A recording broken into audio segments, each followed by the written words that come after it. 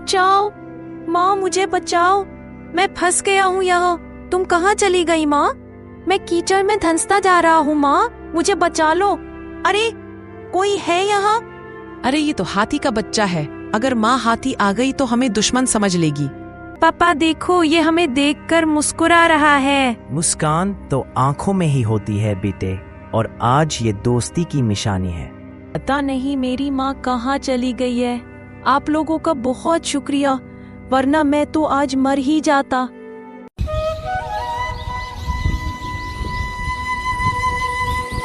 पहाड़ियों और खेतों से घिरा एक छोटा सा गांव था, चंदनपुर। इसी गांव में रमेश नाम का एक गरीब मगर जज्बे वाला आदमी अपनी पत्नी सीमा और बेटे अमन के साथ गुजारा करता था। रोजमर्रा की जिंदगी चलाने के लिए रमेश गांव के बड़े व्यापारी कैलाश के यहाँ माली का काम करता था। सब कुछ ठीक चल रहा था। इसी को क्या पता था कि गांव में एक बड़ा संकट उमड़ने वाला है। इस बार बारिश का कहर पूरे गांव पर पहाड़ बनकर टूटने वाला था, और उसी में रमेश की ये टूटी फूटी झोपड़ी उसके परिवार के लिए चिंताएं बढ़ाने वाला एक विषय था। ऐसे ही एक रात, रमेश, आज तो पानी बेकाबू हो गया है। देखो अमन ठंड से कांप रहा है।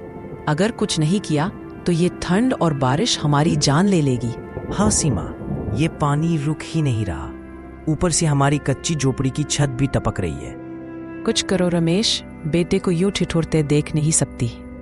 ठहरो, मैं आग जला देता हूँ। अगर आग नहीं जलाई तो रात गुजरना मुश्किल हो जाएगा। रमेश आग जलाता है और उसकी गर्माहट से सबको थोड़ी राहत मिलती है। इस सुकून के सहारे वे सो जाते हैं। सुबह होते ही रमेश रोज की तरह काम पर निकल पड़ता है, मगर उसके मन में घर वालों की चिंता लगी रहती है और मन में सोचता हुआ जाता है, क्यों ना मालिक से कुछ रुपए मांग लूं। घर में खाने को कुछ नहीं बचा। अगर थोड़ा उधार मिल जाए तो कुछ दिन का गुजारा हो जाएगा। यही सोचते हुए रमेश अपने मालिक के पास जाता है। राम राम मालिक। राम राम नरेश, कहो कैसे आना हुआ? मालिक, क्या आप थोड़े पैसे उधार दे सकते हैं? घर में खाने को कुछ भी नहीं है, सबको भूखा सोना पड़ रहा है। अगर आज मदद नहीं मिली तो घर का चूल्हा भी नहीं जलेगा। अरे रमेश, पिछले महीने भी तो तूने मुझसे उधार लिया था, जो अब तक चुकाया नहीं। तू 3 बार मुझसे पैसे ले चुका है और अब फिर से मांग रहा है। कब तक ये सिलसिला चलेगा? हर बार मजबूरी बताकर पैसे ले लेता है। मालिक, मुझे पता है मुझ पे कर्ज बाकी है, लेकिन हालात ऐसे हैं कि मदद मांगने के अलावा कोई रास्ता नहीं है। बच्चा भूखा है, पत्नी परेशान है और घर में अन्न का एक दाना भी नहीं है। ठीक है रमेश, आज का काम खत्म होने के बाद मेरे पास आना, मैं पैसे दे दूंगा। लेकिन समझ ले, ये आखिरी बार है, अगली बार वादा निभाना। रमेश सुबह का काम जल्दी जल्दी निपटाकर कैलाश जी से रुपए लेता है और घर लौटने की बजाय सीधे बाजार की तरफ निकल जाता है। जैसे ही वह राशन की दुकान पर पहुंचता है, वहां 2 लोग जोर जोर से मौसम की बातें कर रहे होते हैं। अरे मोहन भाई, लगता है इस साल की बरसात पहले से भी भयानक होगी। हाँ राम भाई, मैंने भी सुना है। लोग कह रहे हैं कि इस बार तो पानी इतना बढ़ेगा कि खेतों से लेकर गलियों तक सब डूब जाएगा। डूबना तो छोड़ो, मैंने तो यह भी सुना है कि तेज हवा के साथ कच्चे घर गिर सकते हैं, झोपड़ियां उखड़ सकती हैं। नदी नाले अगर उफान पर आ गए तो किसी को संभलने का मौका नहीं मिलेगा। बिल्कुल, यह बारिश राहत नहीं आफत बनकर आएगी। सड़कों पर पानी का सैलाब होगा और कई जगह तो लोग घर से निकल भी नहीं पाएंगे। उनकी बातें सुनकर रमेश के मन में बेचैनी पड़ जाती है। राम भाई, आप तो किसी तरह बच ही जाओगे, लेकिन हमारा क्या? मेरी झोपड़ी तो पहले ही आधी टपक रही है, और अगर ये हालात हुए तो हम खुले आसमान के नीचे रह जाएंगे। अरे रमेश भाई, माफ करना, हम तो बस खबरें सुनकर बातें कर रहे थे, पर तुम्हारी हालत सुनकर डर लग रहा है। सच में ऐसी आफत सबसे पहले गरीबों पर टूटती है। सही कहा, हमारे पास पक्के घर हैं, लेकिन तुम्हारा तो एक तिनके सा आशियाना है। बस एक तेज झोंका और सब खत्म। आप लोग बातें कर सकते हो, लेकिन हमारी सोचो, हमें तो आज की रोटी के लिए भी तरसना पड़ता है। हाँ भाई, भूख से बड़ा कोई डर नहीं होता। चलो छोड़ो, बताओ क्या लेना है। बस थोड़ा आटा दे दो भाई, घर में बच्चा भूखा है। बारिश का डर बाद में देखेंगे, पहले उसके पेट का इंतजाम जरूरी है। आटा लेकर रमेश घर की तरफ चलता है। रास्ते में पानी की तेज बूंदें उसके चेहरे पर पड़ती हैं, जैसे आने वाली रात का इशारा कर रही हो। शाम ढलते ढलते गांव पर एक अजीब सी बेचैनी छा गई थी। हवा में नमी के साथ ठंड भी घुलने लगी थी। सीमा, तुम्हें पता है, चौपाल पर अभी अभी खबर आई है, पहाड़ों से तेज पानी छोड़ा गया है। रात को यहां तक पहुंच सकता है। साथ में भारी बारिश का भी अंदेशा है। ओह, पिछली बार तो सिर्फ बारिश से ही छत टपकने लगी थी। इस बार पानी अगर घर तक आ गया तो हालात और भी खराब होंगे। घबराओ मत, पहले पेट भर लेते हैं। भूखे पेट कुछ सोचने की ताकत नहीं होती। खाना खा लें, फिर जो भी करना है सोचेंगे। सीमा अमन और रमेश के लिए जल्दी जल्दी रोटियां सेंक देती है। खाना खत्म होते ही बाहर से पानी टपकने की आवाजें सुनाई देने लगती है। पापा, लगता है बारिश शुरू हो गई। धीरे धीरे बारिश तेज होती जाती है और अचानक दूर पहाड़ की तरफ से एक अजीब गरजने की आवाज आती है, मानो कहीं भारी पत्थर टूटकर गिर रहे हों। रमेश खिड़की से देखता है, गली में पानी की धारा बहने लगी है। यह तो बुरा हुआ, पानी अब गली में भरना शुरू हो गया है। हे भगवान, हमारी दीवारें पहले ही भीगी हुई है। अगर पानी अंदर आ गया तो। अभी तेज हवा का झोंका छत के एक हिस्से को उड़ा देता है और छेद से पानी सीधे अंदर टपकने लगता है। अमन डर कर माँ के पास आता है। पापा, घर टूट गया हमारा, पानी अंदर भर रहा है। नहीं बेटा, कुछ नहीं होगा। सीमा, मेरी मदद करो, इस तिरपाल को छत पर बांधना होगा। रमेश और सीमा भीगते हुए छत के टूटे हिस्से पर तिरपाल लगा देते हैं। पानी का बहाव कम हो जाता है, लेकिन फर्श पर आधा फुट पानी भर चुका है। जैसे तैसे ये रात गुजारते हैं। सुबह होते ही कुछ करेंगे, लेकिन हम इस पानी से डरेंगे नहीं। अगली सुबह सीमा आंगन में झाड़ू लगा रही है। रमेश बांस के सहारे टूटी छत ठीक करने की कोशिश कर रहा है। तभी कैलाश सेठ गुस्से में वहां आता है। ओए रमेश, नीचे आ। अरे मालिक, यहाँ कैसे? रमेश, तुझे याद है ना, कुछ हफ्ते पहले तूने मुझसे पैसे उधार लिए थे। तूने वादा किया था कि हफ्ते भर में लौटा देगा, लेकिन आज तक एक पैसा नहीं दिया। मैं कोई मंदिर का पुजारी नहीं हूं जो दान बांटता फिरूं। सेठ जी, मेरी मजबूरी समझिए। बारिश ने हमारा घर लगभग तबाह कर दिया। छत तो टपक रही थी, दीवारें भी गिरने को थीं। मैंने और सीमा ने टूटे फूटे बांस पटरे जोड़कर छत बनाई ताकि अमन भीग ना जाए। इसी चक्कर में मैं आपके काम पर भी नहीं जा सका। अब बताइए, जब पास में कुछ भी नहीं बचा तो पैसे कहां से लाऊं? मुझे मजबूरी की कहानियां मत सुना। तू काम पर नहीं आया, ऊपर से मेरा पैसा अटका हुआ है। मेरा नुकसान कौन भरेगा? सेठ जी, मैं वादा करता हूं, जैसे ही हालात संभलेंगे आपका एक एक रुपया चुका दूंगा, चाहे दिन रात मजदूरी करनी पड़े। बस थोड़ा वक्त दे दीजिए। व्हाट? और कितनी मोहलत चाहिए तुझे? मैं तेरा कोई रिश्तेदार नहीं हूं जो यूं ही वक्त देता रहूं। अब तू पैसे लौटा या फिर तेरे घर के आगे का ये टुकड़ा मेरी जमीन हो जाएगा। सेठ जी, ऐसा मत कीजिए, यही हमारा सहारा है। अगर ये भी चला गया तो हम कहाँ जाएंगे? ये सब सुनने का समय मेरे पास नहीं है। कल तक मेरा उधार चुका देना, वरना अगली बार मैं सीधे पटवारी के साथ आऊंगा। कैलाश गुस्से में वहां से चला जाता है और आंगन में एक खामोशी छा जाती है। हवा फिर से बारिश की आहट दे रही थी।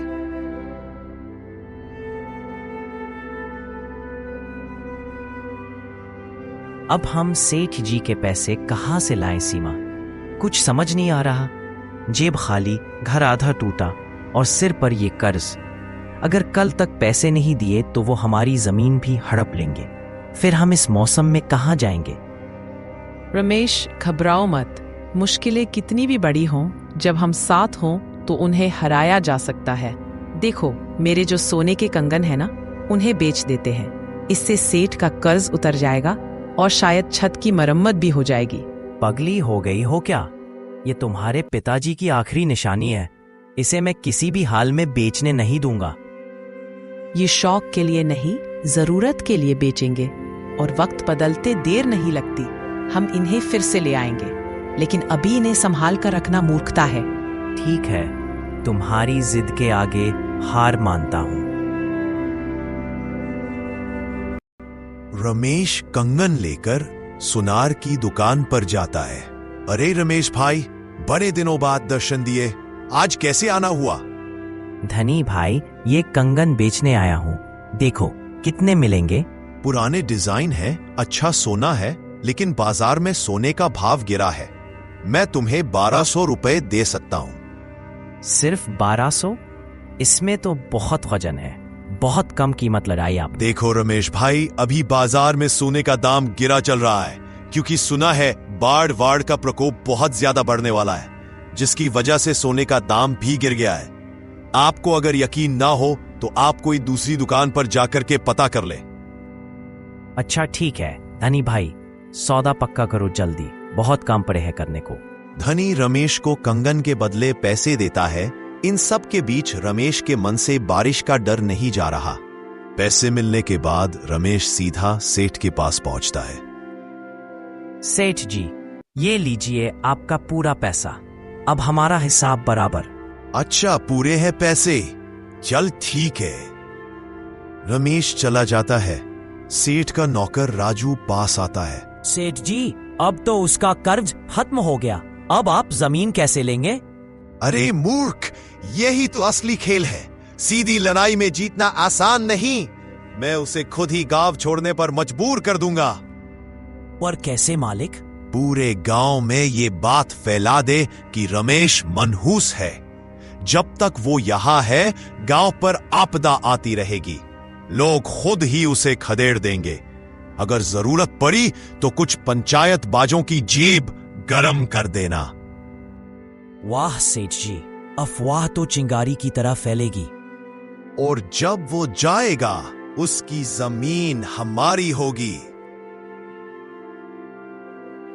सीमा, सेठ का सारा कर्ज चुका दिया। अब थोड़ा दिमाग से बोझ हल्का हुआ और जगन्नाथ काका के पैसे भी दे आया हूं। वाह रमेश, अब तो चैन की सांस मिलेगी। लेकिन तभी आसमान काला हो गया और मूसलधार बारिश ने गांव को घेर लिया और बड़ी झूम के बारिश होती है। बारिश रुकने के बाद सेठ का आदमी रामू अफवाह फैलाता है।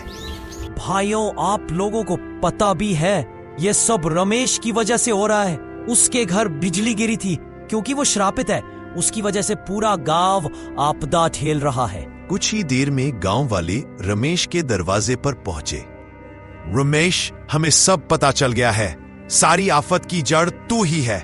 तू और तेरी बीवी इस गांव के लिए श्रापित है और हम ये आपदा और ये मुसीबत अब और नहीं झेल सकते।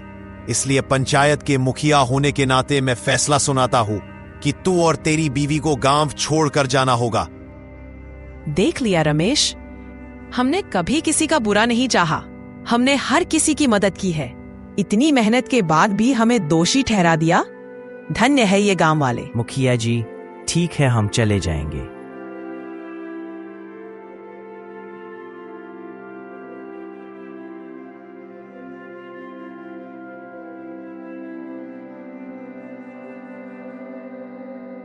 बरसात में भीगे थके रमेश, सीमा और छोटा अमन जंगल में पहुंचते हैं। अचानक अमन चीख उठता है। पापा, देखो, उधर कोई जानवर फंस गया है। बचाओ माँ, मुझे बचाओ, मैं फंस गया हूँ यहाँ। तुम कहाँ चली गई माँ? मैं कीचड़ में धंसता जा रहा हूँ माँ, मुझे बचा लो। अरे कोई है यहाँ? अरे ये तो हाथी का बच्चा है। अगर माँ हाथी आ गई तो हमें दुश्मन समझ लेगी। नहीं सीमा, इंसानियत यही कहती है कि पहले इसे बचाएं। आओ मिलकर कोशिश करें। तीनों मिलकर टहनियां और रस्सी जैसी बेलों से उसे बाहर खींचते हैं और बच्चा बाहर निकल आता है। अमन खुशी से चिल्लाकर कहता है, ये बच गया। पापा देखो, ये हमें देखकर मुस्कुरा रहा है। मुस्कान तो आंखों में ही होती है बेटे, और आज ये दोस्ती की निशानी है। पता नहीं मेरी माँ कहाँ चली गई है। आप लोगों का बहुत शुक्रिया, वरना मैं तो आज मर ही जाता। शुक्रिया की क्या जरूरत है दोस्त, ये तो हमारा फर्ज था।